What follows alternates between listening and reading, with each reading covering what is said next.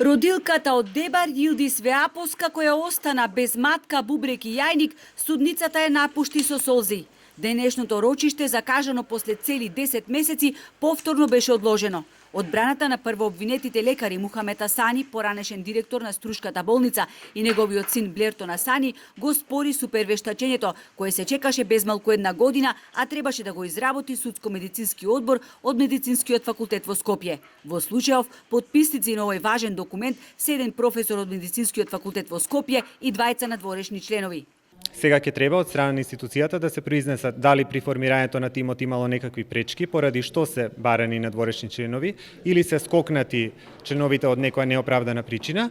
Меѓутоа, заради таа цел го дадовме на произнесување и откако ќе го добијам одговорот, ќе одлучам дали вештачењето ќе биде прифатено како доказ или не. Не верувам дека Медицинскиот факултет ќе направи таков аматерски почетнички чекор. Ова се потеси на очајници, вели адвокатот на Веапоска. Знаете што е суштината овде? Овде е суштината што супервештачењето покажува кој направил пропусти во оперативниот зафат.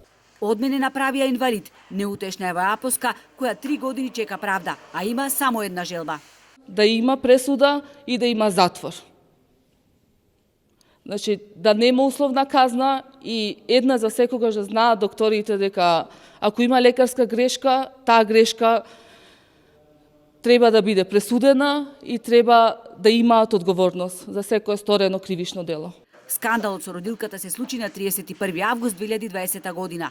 Делото застарува во 2026 година. Судијата уверува дека до тогаш ќе има пресуда.